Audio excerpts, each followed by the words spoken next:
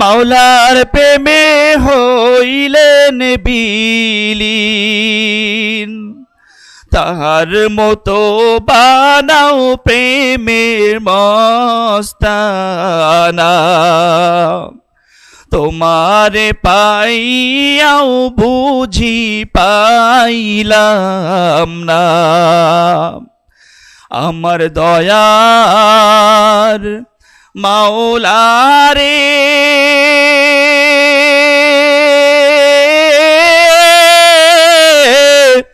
আমার দয়ার মাবুদ রে, কোথায় গেলে পাবো তোমার ঠিকানা,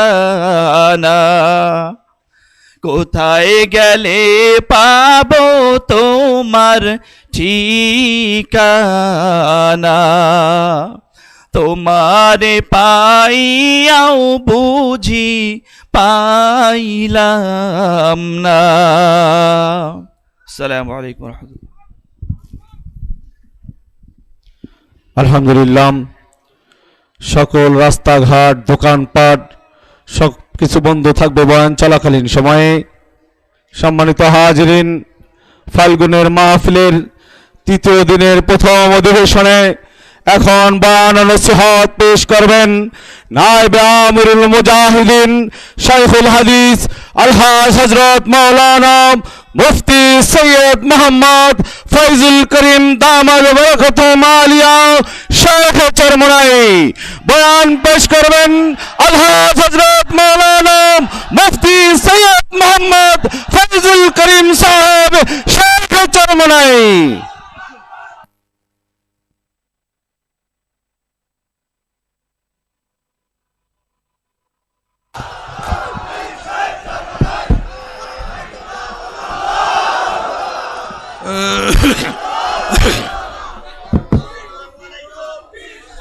السلام عليكم ورحمة الله وبركاته.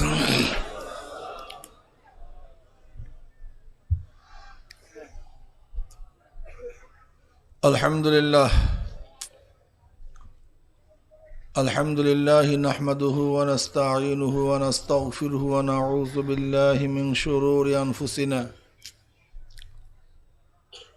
من يهد الله فلا مضل له ومن يضلله فلا هادي له، ونشهد أن لا إله إلا الله وحده لا شريك له، ونشهد أن محمدا عبده ورسوله. أما بعد، فأعوذ بالله من الشيطان الرجيم. بسم الله الرحمن الرحيم. يا أيها الذين آمنوا صلوا عليه وسلموا تسليما. اللهم صل على سيدنا ونبينا وحبيبنا مولانا محمد صلى الله عليه وعلى آله وأصحابه وبارك وسلم. اللهم صل على سيدنا ونبينا وحبيبنا مولانا محمد صلى الله عليه وعلى آله وأصحابه وبارك وسلم. اللهم صل على سيدنا وحبيبنا مولانا محمد صلى الله عليه وعلى آله وأصحابه وبارك وسلم. أعوذ بالله من الشيطان الرجيم. بسم الله الرحمن الرحيم. فاذكروني أذكركم. صدق الله العلي العظيم وصدق رسول النبي الكريم. আল্লাহ পাকের বান্দা জনাব মুহাম্মদ রাসূলুল্লাহ সাল্লাল্লাহু আলাইহি ওয়াসাল্লাম উম্মতগণ, জি আল্লাহ পাক রব্বুল আলামিন আপনাকে আমাকে এই মুহূর্ত পর্যন্ত হায়াতে রেখে আজকে ফজরের জামাত গোটা দুনিয়ার মধ্যে সর্ববৃহত্তম এই সময়কার ফজরের জামাতের সাথে নামাজ আদায় করার তৌফিক দান করছেন। নামাজের পরে সমস্ত মুসল্লিদের সাথে নসিহত শোনার ব্যবস্থা করেছেন। যে মাওলাই কারীম আপনাকে আমাকে এতগুলি নিয়ামতে ভূষিত করেছেন, সেই মাওলাই কারীমের শুকরিয়া আদায় করার প্রয়োজন আছে কি নাই? কাজে শুকরিয়া দান সবাই বলে আলহামদুলিল্লাহ।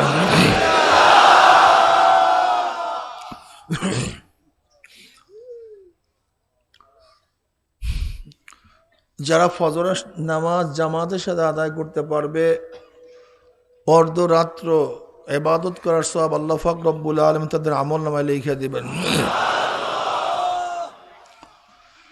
যা ইশারের নামাজ জামাতের সাথে আদায় করতে পারবে, বাকি অর্ধরাত্র ইবাদত করার সওয়াব আল্লাহ পাক তাদের আমলনামায় লিখে দিবেন।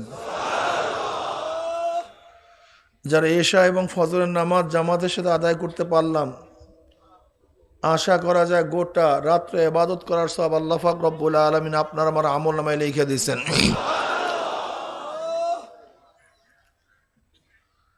যারা মেসওয়াক করে আজকে উজু করছেন, ফজরের আগে মেসওয়াক করছেন, প্রতি রাকাত নামাজে 70 রাকাত নামাজের সওয়াব হয়ে গেছে।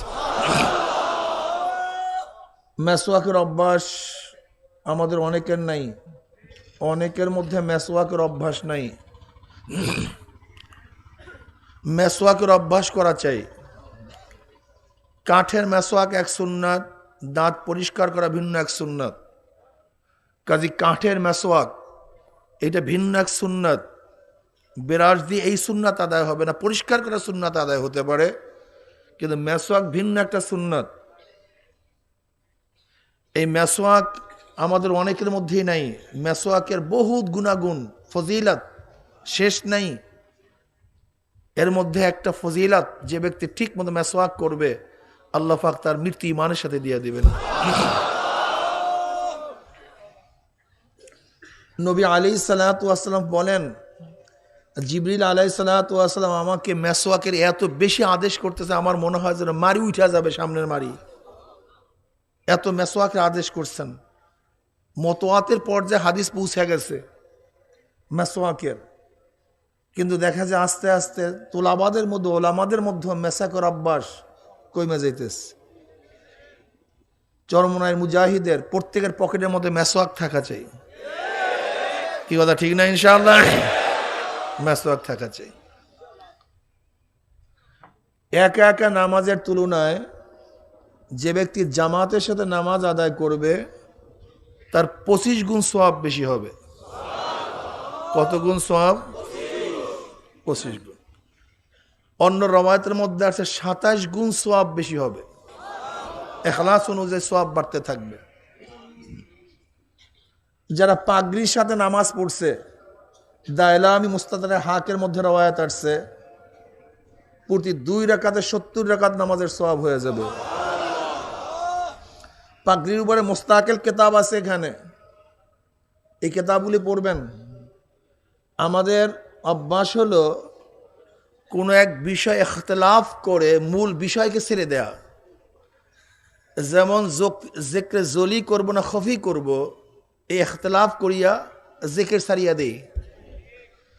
দুরূদ শরীফের উপর ইখতিলাফ করিয়া দুরূদ ছাড়িয়া দেই।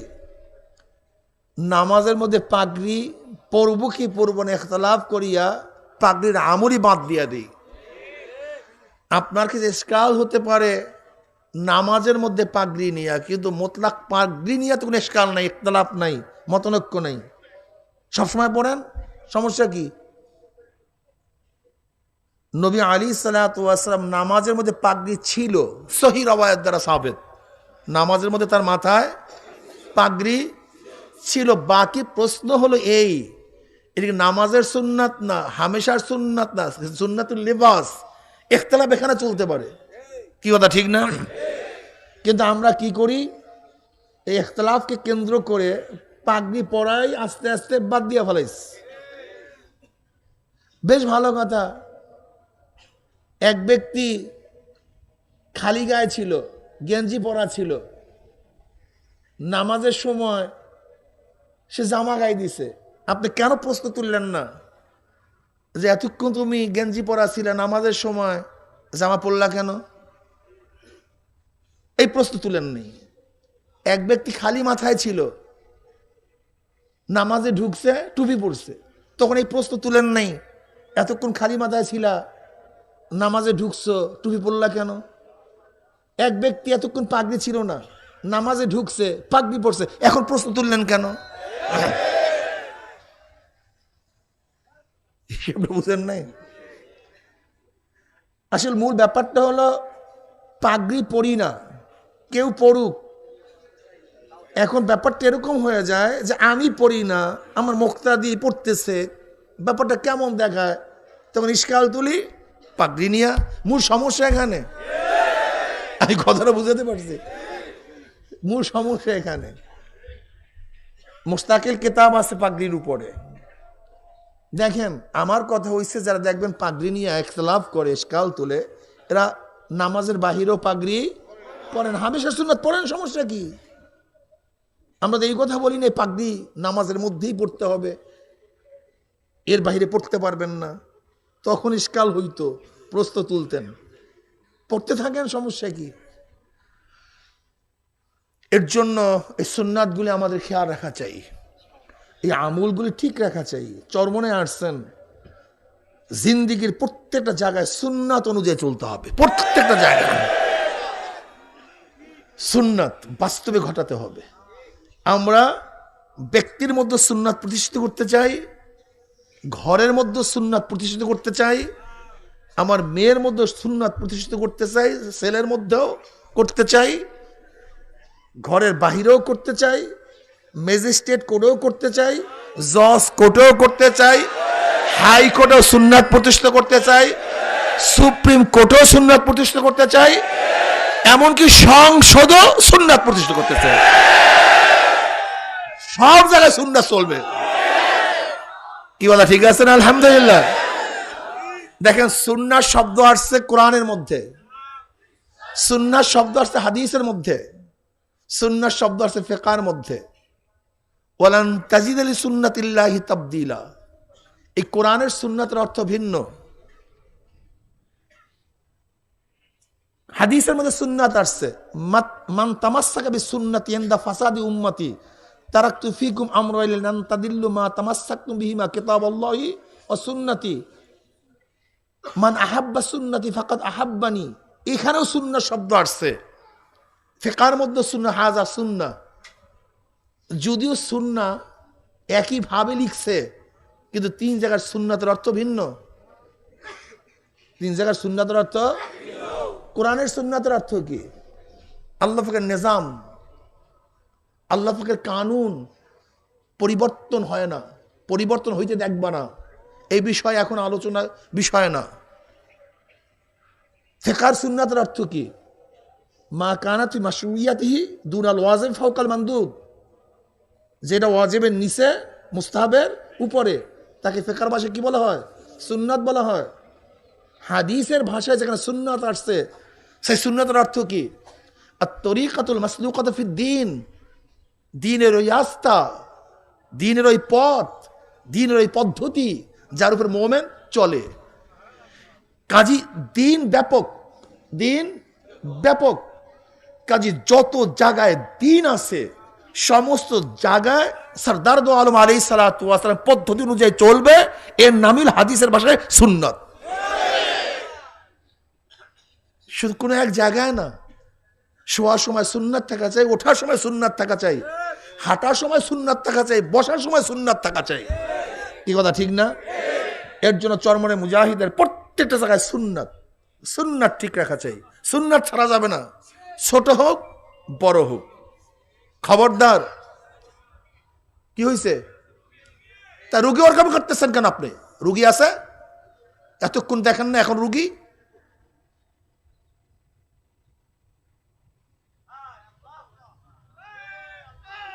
এই দেখেন ওখানে খুঁটি আছে, রুগী দেখেন, বয়ানের সময় রুগী দেখা যায়। ওই কত নম্বর খুঁটি? এই 622 একজন রুগী আছে।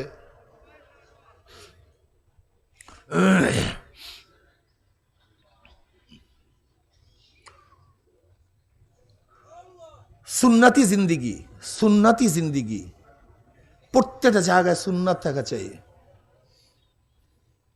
ছোট হোক বড় হোক, সব সুন্নাত আমাদেরকে মানতে হবে।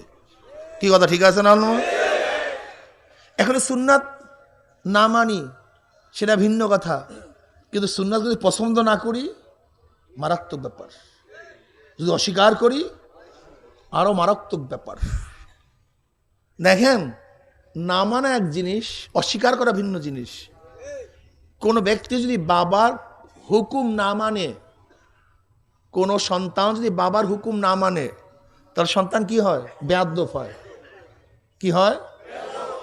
যদি সন্তান বাবাকে অস্বীকার করে বেজাল হয়। এক হলো ইবাদত না করা, আর ইবাদত অস্বীকার করা। নামাজ না পড়ো ফাসেক, রোজা না রাখো ফাসেক, পর্দা না করো ফাসেক, মদ পান করো ফাসেক। লেকিন যদি বলে নামাজ লাগে না, রোজা লাগে না, মারাত্মক মারাত্মক অবস্থা। এমনকি আমাদের মধ্যে এমনও কিছু লোক আছে যারা সুন্নাত না মানতে মানতে অবস্থা এরকম দাঁড়াইছে, যদি বলি ভাই দাড়ি রাখেন না, দাড়ির মধ্যে ইসলাম। যদি টুপি, টুপির মধ্যে ইসলাম। যদি বলি সুন্নতি জামা, সুন্নতি জামার মধ্যে ইসলাম, এর মধ্যে ইসলাম। তার মানে কি? ইসলাম টুপি ছাড়ার মধ্যে, ইসলাম টুপি দাড়ি কাটার মধ্যে, ইসলাম সুন্নতি যেন না পড়ার মধ্যে। তো ইসলাম কি বসে ঠেকছে? খুব মারাত্মক অবস্থা, খুব সতর্ক থাকা চাই। আমি পারি না, এটা আমার কমতি, অস্বীকার না করি, ভেজাল হয়ে যাবে। সাহাবায়ে কেরাম রিদওয়ানুল্লাহি তাআলা আলাইহিম আজমাইন সুন্নাতকে কত গুরুত্ব দিতেন, কত গুরুত্ব দিতেন। আব্দুল্লাহ ইবনে ওমর রাদিয়াল্লাহু তাআলা আনহু হজে রওনা করছেন, মদিনার থেকে নামছেন। মদিনার থেকে নামার পরে এক গলির মধ্যে ঢুকছেন, সেখানে বসছেন, কোন হাজার সারেন নেই, উইঠার্স। সাথীরা জিজ্ঞাসা করছে, হজরত আপনি কেনই বা ঢুকছেন ওই গলির মধ্যে, কেনই বা বসছেন, উইঠার্সেন, কোন হাজত সারেন নেই, কারণটা কি? নবী আলাইহিস সালাতু ওয়াস সালামকে দেখছি এখান থেকে যাওয়ার সময় ওখানে ঢুকছে ওই গলির মধ্যে, ওখানে বসছে, উঠে আসছে। আমার নবী কেন গেছেন, কেন বসছেন, কেন উঠে আসছেন, এটা আমার জানার বিষয় না। আমার নবীকে দেখছি, তার অনুকরণে আমিও করছি। আলিউল মুর্তজা রাদিয়াল্লাহু তাআলা আনহু ঘোড়ায় ওঠার সময় সামনে ডাইন পাও বাড়াইলেন, ঘোড়ায় ওঠার দোয়া পড়লেন, মিসকে হাস দিলেন। সাথীরা জিজ্ঞাসা করছে, হজরত বুঝলাম তো ডাইন পাড়ানো সুন্নাত, দোয়া পড়ছেন ঠিকই আছে, কিন্তু মিসকে হাস দিলেন কেন? নবী আলাইহিস সালাতু ওয়াস সালাম দেখছি ঘোড়ায় ওঠার সময় ডাইন পাও সামনে বাড়াইছে, এই দোয়া পড়ছে, মিসকে হাস দিছে। আমার নবী কেন দিছে এটা আমার জানার বিষয় না, দেখার বিষয় না। নবী করছে, আমিও করছি। এর নাম আশেক, এর নাম আশেক। এশকে রসুল, এশকে নবী কি জিনিস আমাদের অনেকের জানাই নেই। এর জন্য প্রতিটা মুহূর্তে সুন্নাত আদায় করতে হবে। এক বুজুর্গর সাথে দেখা করার জন্য গেছে, এক বুজুর্গর সাথে দেখা করতে গেছে, গিয়া দেখ সে বুজুর্গ সেখানে নাই। এখন যে বুজুর্গ দেখা করার জন্য গেছে বলছে, ভাই সে কোন জায়গায় বসে, কোন জায়গায় থাকে, সেখানে যাই, এটা বরকত হাসিল করি। ওখানে যারা উপস্থিত ছিল তারা বলছে হযরত সবসময় পাথরের উপরে নামাজ পড়ে। তা গিয়া দেখে নামাজ পড়তে পড়তে হাতের কিছু সাপ পাথরে পড়ে গেছে, কিন্তু দেখে সাপগুলি সেজদার সময় যে হাত রাখছে, সাপ পড়ছে, হাতের আঙ্গুলিগুলি ফাঁকা ফাঁকা। তাই যেই বুজুর্গ ওই বুজুর্গর সাথে দেখা করার জন্য গেছে, সে বলতেছে চলো, সাগরে থেকে বল চলো এই বুজুর্গের সাথে আমার দেখা করার কোনো প্রয়োজন নেই। বলে কেন? বলে নামাজের মধ্যে হাতের আঙ্গুলিগুলি মিশায়া রাখা সুন্নাত, অথচ তার আঙ্গুলগুলি ফাঁকা। যার নামাজের মধ্যে এই সুন্নাতের খেয়াল নাই সে বুজুর্গ হতে পারে না, কাজে তার সাথে দেখা করার দরকার নেই। চরমুনায় মুজাহিদ হবেন নবী আলাইহিস সালাতু ওয়াস 23 বছরের জিন্দেগি, শুধু মক্কি না, শুধু মাদানী না, শুধু হিজরাতি না, শুধু জিকিরি না, শুধু তালিমি না, শুধু তাসকিয়ার না, শুধু জিহাদি না, শুধু লেবাসের না। নবী আলাইহিস সালাতু 23 বছরের জিন্দেগি, 23 বছরের জিন্দেগি মন্থর করে আমার নবী যাহা কিছু করছেন সব কিছু করব, যাহার থেকে নিষেধ করছেন সব কিছু ছাড়ব। কি মনে থাকবে ইনশাআল্লাহ? এটা খুব মনে রাখবেন। চরমুনায় মুজাহিদের সুন্নাত তারা ছাড়ে না, সুন্নাত অনুযায়ী তারা চলতেই থাকে। আলহামদুলিল্লাহ, আল্লাহ পাকের শুকর। যাই হোক, জিকির সবচেয়ে দামি এক ইবাদত। সালমান ফারসি রাদিয়াল্লাহু তাআলার কাছে প্রশ্ন করা হয়েছে যে সবচেয়ে বড় আমল কোনটা, বড় আমল কোনটা? সালমান ফারসি রাদিয়াল্লাহু তাআলা তাকে পাল্টা প্রশ্ন করছে, তুমি কি কোরআন পড়ো নাই? বলে পড়ছি তো। তা কোরআনই তো বলছে কোনটা বড় আমল, ওয়ালা যিকরুল্লাহি আকবার, জিকির সবচেয়ে কি? জিকির সবচেয়ে বড়। জিকির কেমন ইবাদত? আল্লাহ পাক এই কথা বলেন নাই তুমি নামাজ পড়ো আমিও নামাজ পড়বো, তুমি রোজা রাখো আমিও রোজা রাখবো, তুমি হজ করো আমিও হজ করব না। কি বলছেন? ফাজকুরুনি আযকুরুকুম, তোরা আমার জিকির কর আমিও তোদের জিকির করব। সবাই বলেন সুবহানাল্লাহ। কত মজার ইবাদত। وعن أبي هريرة رضي الله عنه قال قال رسول الله صلى الله عليه وسلم قال الله عز وجل أنا عند ظن عبدي بي وأنا معه إذا ذكرني فإن ذكرني في نفسي ذكرت في نفسي وإن ذكرني في ملأ ذكرت في ملأ خير منهم وإن تقرب إلي شبرا تقربت إليه ذراعا وإن تقرب إلي ذراعا تقربت إليه باعا وإن آتاني يمشي أتيته هرولة। সিয়াসতের সমস্ত হাদিসের কিতাবের মধ্যে হাদিস খানা আসছে, হাদিসে কুরসি, মজার এক হাদিস। খোদ আল্লাহ পাক নিজে বলতেছেন, কি বলতেছেন? আনা ইনদা যন্নি আবদি বি, আমি বান্দার সাথে তার ধারণা অনুযায়ী ব্যবহার করি। বান্দা যদি মনে করে আমি যে অসুস্থ, আমি সুস্থই হব না, ওই কপাল পর অসুস্থ হবেই না।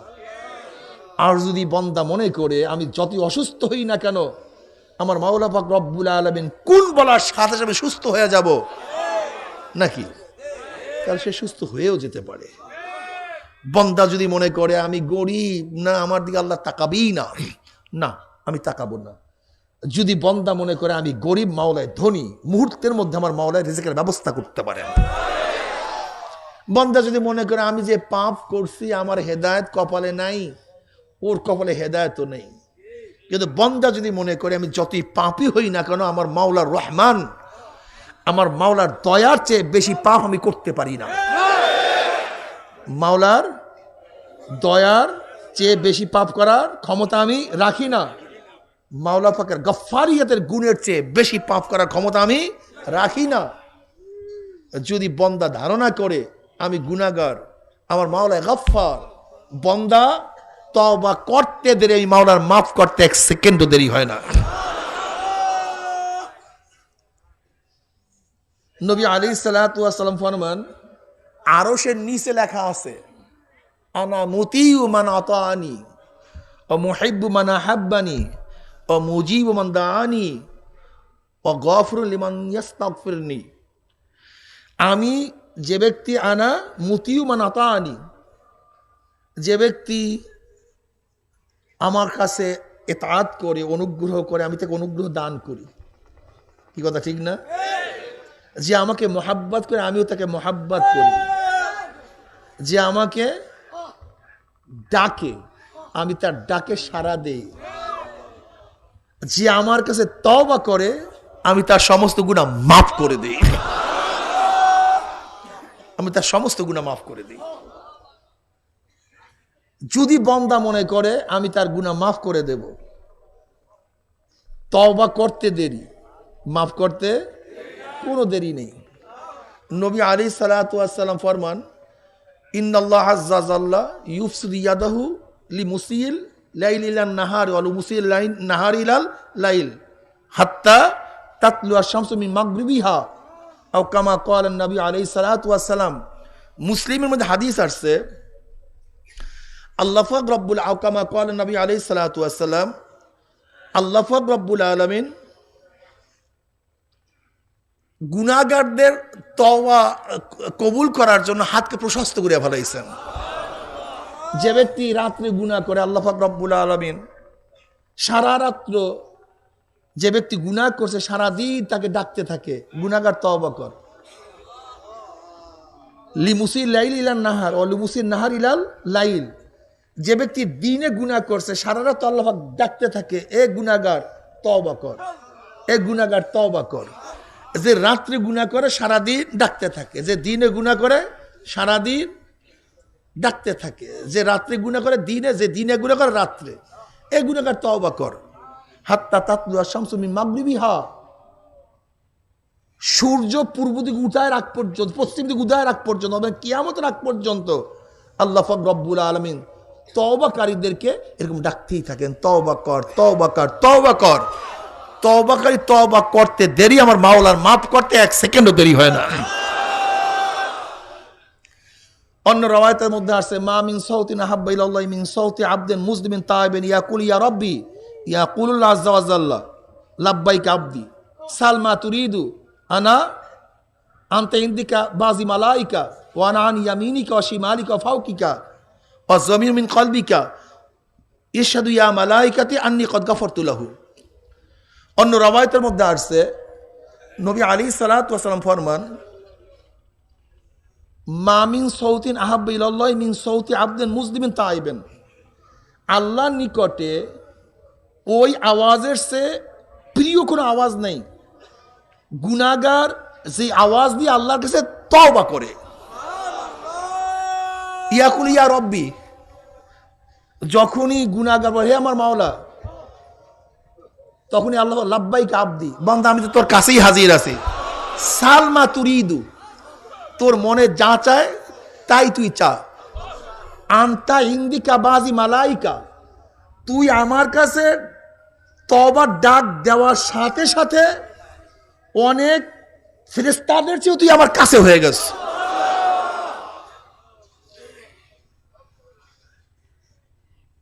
আমি তোর ডাইনে, আমি তোর বামে, আমি তোর সামনে, এমনকি আমি তোর কলবের চেয়ে অনেক নিকটে চলে আসছি।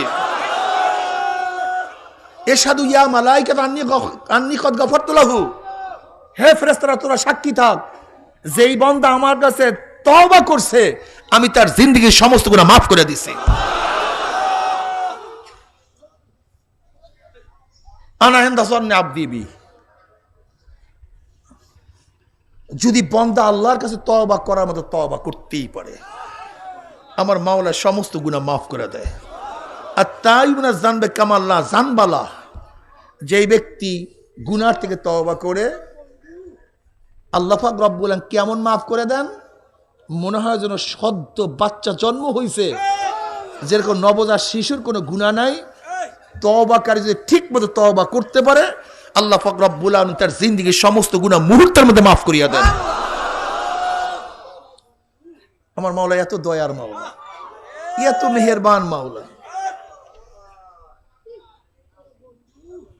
তুমি কি জানো আল্লাহর কাছে তওবা করলে অবস্থাটা কি হয়? ওমর ইবনে খাত্তাব রাদিয়াল্লাহু তাআলা আনহু মদিনায় হাঁটতেছিলেন, হঠাৎ এক যুবকের দিকে নজর পড়ছে, দেখে হাতের মধ্যে একটা বোতল। ওমর ইবনে খাত্তাব রাদিয়াল্লাহু বুঝছেন যে ওই বোতলের মধ্যে নিশ্চিত মদ আছে। কার সামনে পড়ছে? ওমরের সামনে। বুঝেন অবস্থাটা কি? ওর কোনো খবর আছে? পাগল হয়ে গেছে, ওমরের সামনে পড়ে গেছে। ওমর ইবনে খাত্তাব রাদিয়াল্লাহু তাকাইতেছেন, তার সামনে অগ্রসর হইতেছে। এখন ওই যুবক মনে মনে আল্লাহর কাছে বলছে, মাওলা আজকে যদি ওমারের থেকে আমাকে হেফাজত করে, আমি ওয়াদা করছি কোনোদিন আর মদ স্পর্শ করবো না, ওয়াদা করছি আর কোনোদিন মদ পান করব না। আজকে ওমরের থেকে আমাকে হেফাজত করো।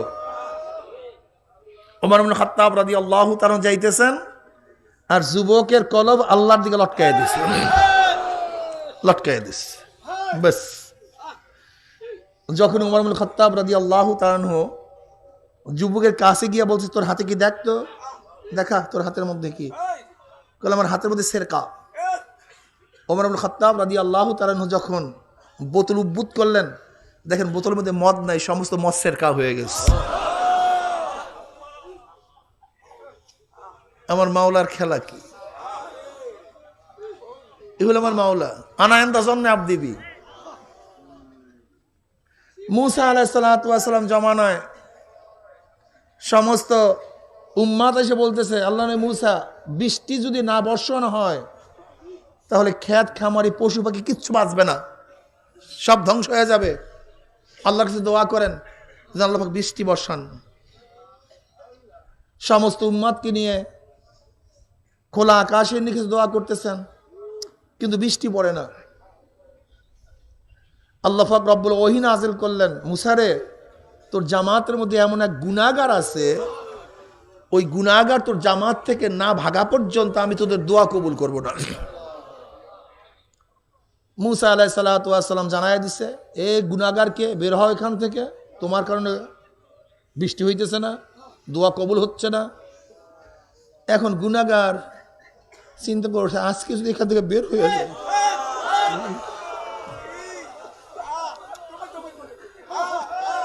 কিভাবে চেহারা দেখাবো, মুখ কিভাবে দেখা, সবাই জানবে, বের হয় না। মুসা আলাইহিস সালাতু ওয়াস সালাম বলতেছে, যদি বের না হও আমি আল্লাহর কাছে দোয়া করবো, আল্লাহ পাক চিহ্নিত করবে, তাহলে লজ্জিত বেশি হবা। এখন তো মনে মনে আরো বেশি কান্দা শুরু করছে, অবস্থা আরো খারাপ। ইতিমধ্যে ঝুপ ঝুপ করে বৃষ্টি পড়া শুরু হয়ে গেছে, ঝুপ ঝুপ করে।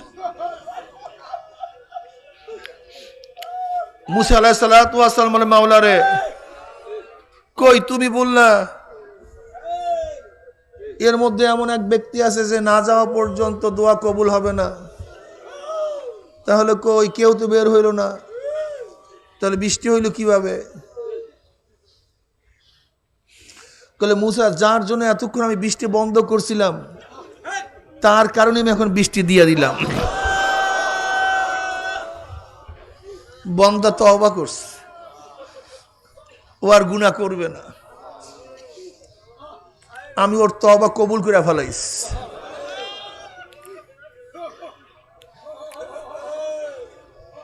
যারা আসছি তওবা করি, তওবা করে বিদায় হয়ে যাব।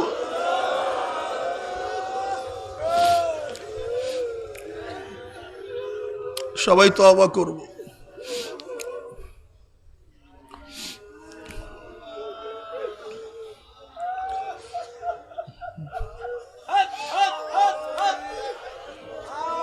হযরত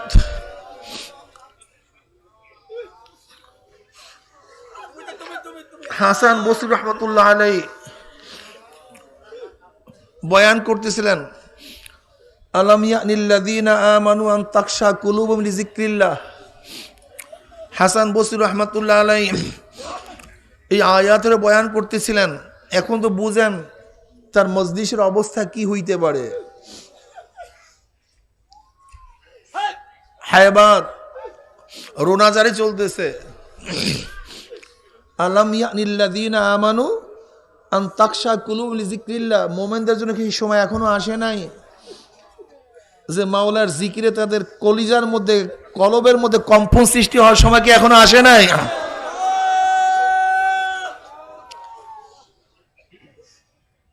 অমনি উতবা নামে এক যুবক লাফ দিয়া উঠছে,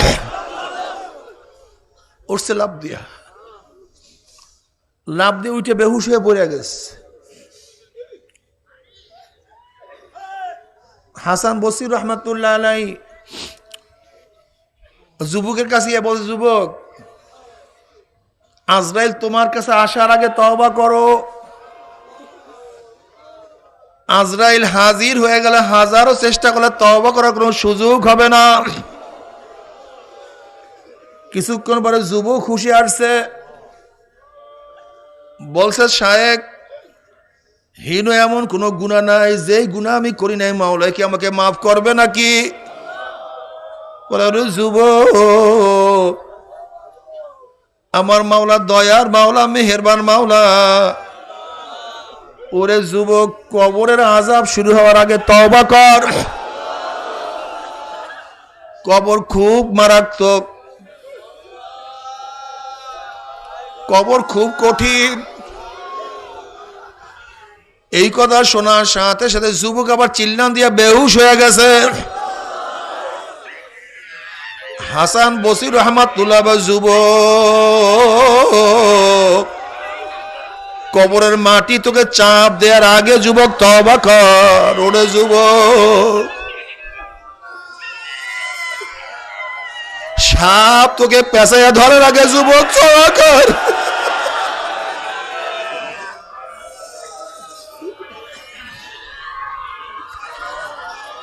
আল্লাহ,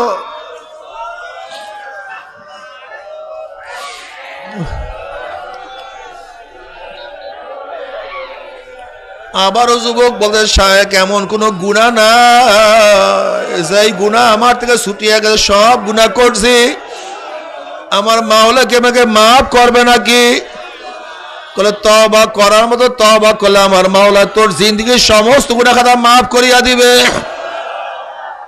যুবক বলতে, শায়েখ, আমি ওয়াদা করলাম আর কোনোদিন জিন্দেগিতে গুনাহ করব না। মাওলা হে, ও আমার মাওলা, আমার স্মৃতিশক্তি বাড়াইয়া দাও, যেন ওলামায়ে কেরাম যে বয়ান করবে সেই বয়ানকে আমি হেফজ করতে পারি, ইয়াদ করতে পারি, স্মরণে রাখতে পারি। মাওলা হে, আমার গলা সুন্দর করিয়া দাও, যেন আমি মানুষদেরকে দাওয়াত দিয়ে হেদায়েত করতে পারি। মাওলা হে, আমি রিজেকের পিছনে ছুটতে পারবো না, তোমার তরফ থেকে রিজেকের ব্যবস্থা করে দাও। যুবক তিনটা দোয়া করছে, আমার মাওলা রব্বুল আলামিন তিনটা দোয়া কবুল করিয়া ফেলাইছে। তার স্মৃতি শক্তি এত প্রখর হয়ে গেছে যে কথাই শুনতো না কেন সেটার ভুলতো না, মুখস্থ হইয়া যাইতো। তার গলাকে আমার মাওলা এত সুন্দর বানায়া দিছে, তেলাওয়াত করার সাথে সাথে বহুত মানুষ হেদায়েত হইয়া যাইতো। তার ঘরের মধ্যে প্রতিদিন সকালবেলা কোথার থেকে রুটি এবং কোথার থেকে রুটি খাওয়ার জিনিস তলিয়ে আসতো, বিকালে আবার তার ঘরের মধ্যে পেয়ালা ভর্তি রুটি এবং তরকারি চলে আসতো। কোন জায়গার থেকে আসতো সে কোনোদিন জানতো না। তওবা করছে, মাওলা পাক রব্বুল আলামিন দোয়া করছে, মাওলা দোয়া কবুল করিয়া ফেলাইছে।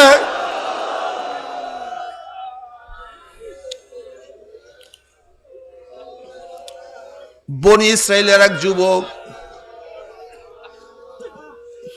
20 বছর পর্যন্ত ইবাদত করছে, আবার 20 বছর গুনার মধ্যে লিপ্ত হয়ে গেছে। বখাটে হয়ে গেছে। মুসা আলাইহিস সালাতু ওয়াস সালামের কাছে সবাই অভিযোগ তুলছে, ওই যুবককে এলাকা থেকে ভাগাইয়া দাও। গ্রাম থেকে অন্য গ্রামে ভাগাইয়া দিছে।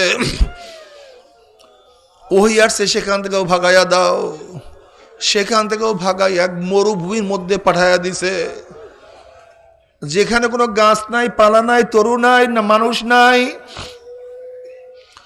যখনই মৃত্যু শয্যায় সে সজ্জিত হয়ে গেছে, এবার বলে, মাওলা রে, আমি এত কি গুনাহ করলাম যে এই গুনাহ তুমি মাফ করার ক্ষমতা রাখো না।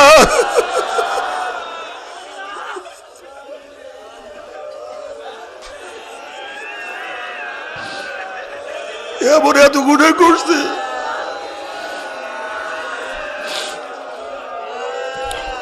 তোমার মাফ করার ক্ষমতা রাখো না। আমি কি তোমার রহমতের চেয়ে বেশি গুনাহ করিয়া ফেলাইছি?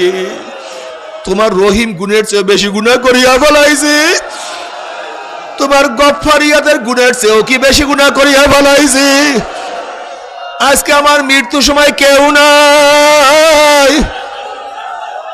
আজকে যদি আমার মা থাকতো, তারা আমার পাশে বসিয়া কাঁদতো। আমার মেয়ে থাকলে আমার জন্য আজকে কাঁদতো। আমার ছেলে থাকলে তারা আমার কাছে বসিয়া কাঁদতো।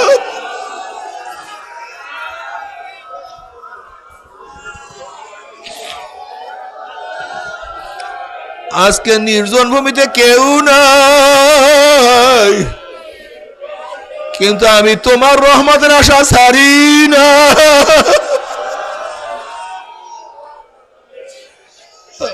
তোমার রহমতের আশা ছাড়ি না।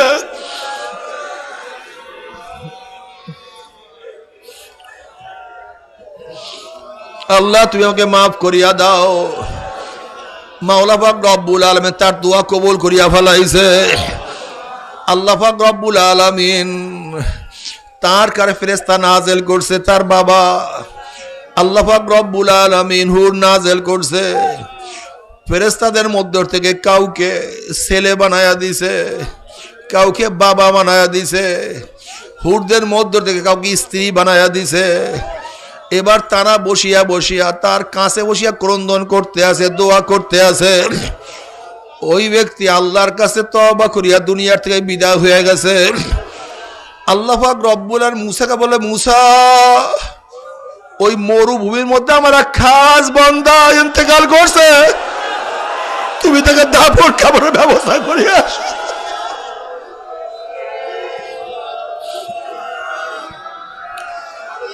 তাকে দাফন কাফনের ব্যবস্থা করো।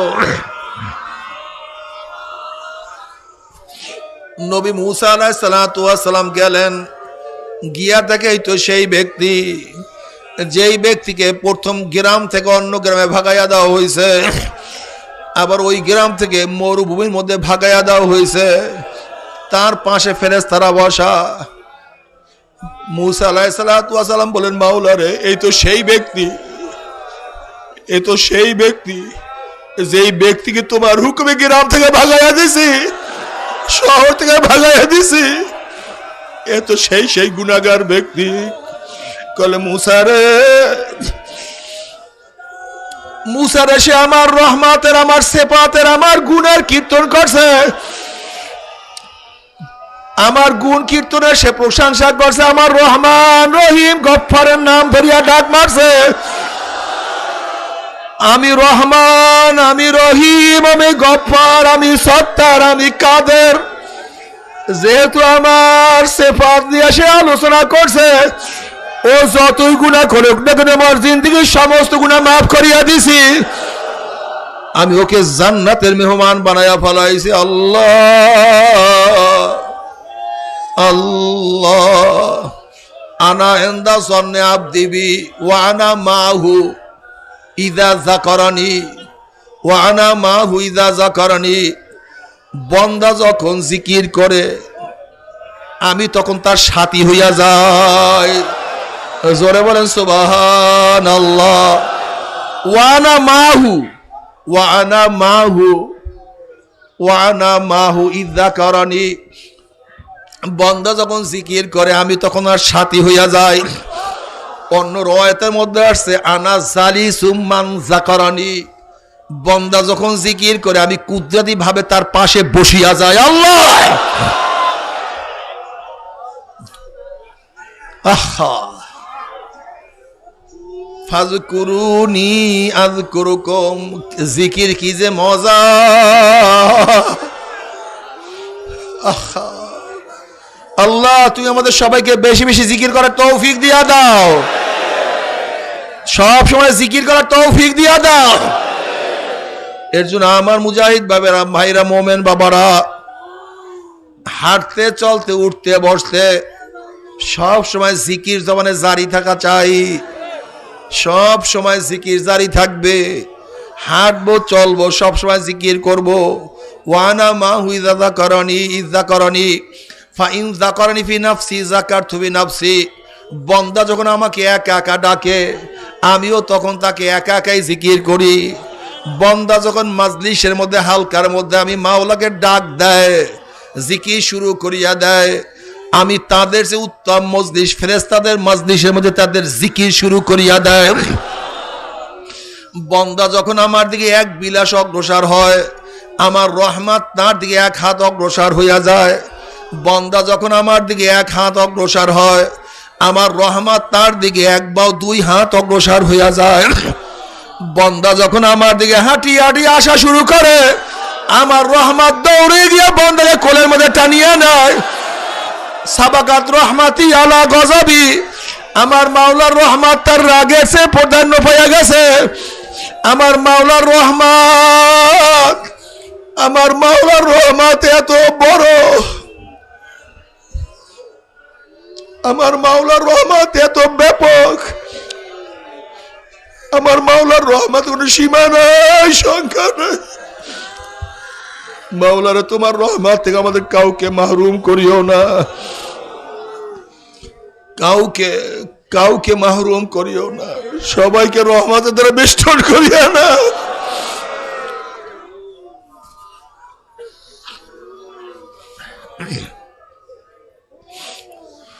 জিকির হাঁটতে চলতে উঠতে বসতে সবসময় জিকির করতে থাকো। বাবারে চরমুনাইকে নিয়ে যারা তোমরা কটুক্তি করো, মুআয ইবনে জাবাল রাদিয়াল্লাহু ফরমান আখিরু কালিমাতিন ফারাকতু আলাইহা রাসূলুল্লাহ সাল্লাল্লাহু আলাইহি ওয়াসাল্লাম কুলতু ইয়া রাসূলুল্লাহ আখবিরনি বিহাব্বিল আমাল ইলাল্লাহ আযজা ওয়াজাল্লা ক্বালা রাসূলুল্লাহ সাল্লাল্লাহু আলাইহি ওয়াসাল্লাম আন তামুতা ওয়া লিসানুকা রাব্বুম মিন যিকরিল্লাহ। মুআয ইবনে জাবাল রাদিয়াল্লাহু ফরমান এই কথাই নবীর সাথে আমার শেষ কথা। এরপর আমি ইয়ামানে চলে গেছি। ইয়ামানে যাওয়ার আগে আমি নবী আলাইহিস সালাতু ওয়াস সালাম প্রশ্ন করলাম, ইয়া নবী আল্লাহ, আমাকে খবর দেন আল্লাহর কাছে সবচেয়ে প্রিয় আমল কোনটা, সবচেয়ে প্রিয় আমল কোনটা আমাকে আপনি জানায়া দেন। নবী আলাইহিস সালাতু ওয়াস সালাম বললেন যে আল্লাহর কাছে সবচেয়ে প্রিয় আমল যে তোমার মৃত্যু এমন অবস্থায় আসুক যেন তোমার জবানের মধ্যে মাওলার জিকির জারি থাকে। বাবার আমাদের জয়নাল আবিদিন সাহেব মুরাদনগর, যিনি সিলেটের তরিকার কাজ প্রায় প্রথম জারি করছেন, পুলিশ লোক ছিল, তার সন্তানরা আসছে, 3 জন সন্তান আসছে। কয়েকদিন আগে কয়েক মাস আগে তিনি মারা গেছে বেহুশ। আমাকে ভিডিওটা দেখাইলো, বেহুশ হুশ নাই কিন্তু দেখি জবানের মধ্যে জিকির চলতে আছে। আল্লাহ, মুরাদনগরের সবাই থেকে চিনো, এত হালওয়ালা মুজাহিদ।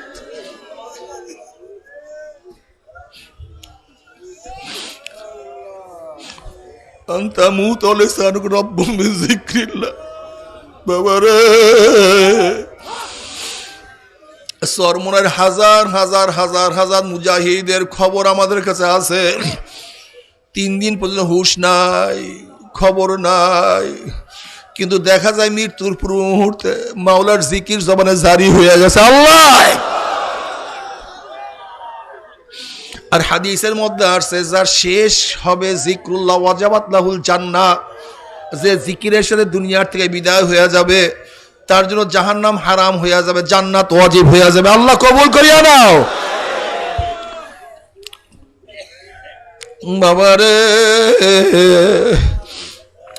জিকির অনেক দামি জিনিস। ফাজাইল আমলের মধ্যে জাকিরিনদের 100 ফজিলাত বয়ান করছে, দেখিয়া নিও। যারা বেশি বেশি জিকির করবে তাদের মৃত্যু ইমানের সাথে হইয়া যাবে। যারা বেশি বেশি জিকির করবে তাদের কবরটা জান্নাতের বাগিচা হইয়া যাবে। যারা বেশি বেশি জিকির করবে আরশের নিচে জায়গা হইয়া যাবে।